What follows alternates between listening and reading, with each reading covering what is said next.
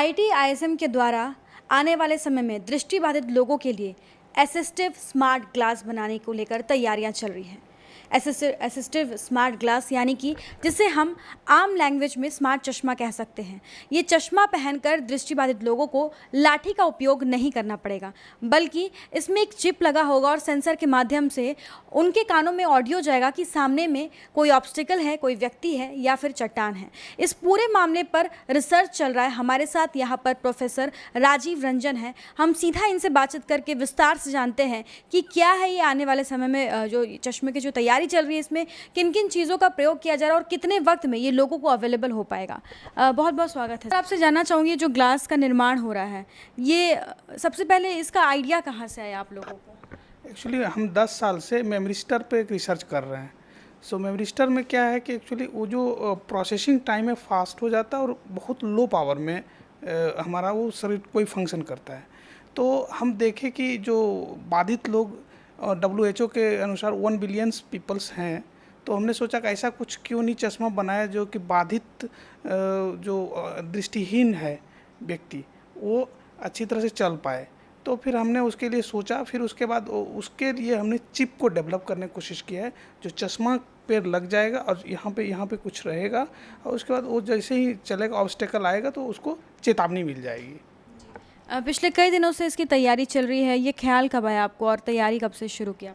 ये मैं 10 ईयर से कुछ न कुछ इस पर रिसर्च कर रहा हूँ। 10 साल से मैं रिसर्च इस पर किए जा रहा हूँ। अभी बनाने की तैयारी शुरू हो चुकी है? कितना प्रोसेस? अभी हमें 4 जुलाई को इसी जुलाई मंथ में नरेंद्र मोदी ने डिक्लेयर किया है, वो हमें फंड देंगे 86.25। उसके बाद वर्क स्टार्ट होगा, इस पर रिसर्च स्टार्ट होगा। इस रिसर्च में कुल कितने लोग इन्वॉल्व हैं? इसमें से हमारे 2 मेन है, PI को PI और 4 मेंबर्स हैं। तो हम लोग केवल 6 मेंबर्स इन्वॉल्व रहेंगे, हमारे इलेक्ट्रॉनिक्स के फैकल्टी सारे IIT धनबाद के। क्या लगता है कि सर कितना वक्त लगेगा इसकी मतलब पूरे प्रोसेस में तैयार करने में? पूरे 5 ईयर्स का ही प्लान है हमारा। 5 साल का प्लान है। लोगों को 5 साल के बाद ये मार्केट में अवेलेबल हो पाएगा? क्या प्राइस रेंज में अवेलेबल होगा अगर बन जाकर तैयार होता है? हम एग्जैक्ट प्राइस तो अभी नहीं बता पाएंगे, लेकिन लो कॉस्ट में होगा। और इसके साथ एक इंडस्ट्री पार्टनर भी इन्वॉल्व है हमारा।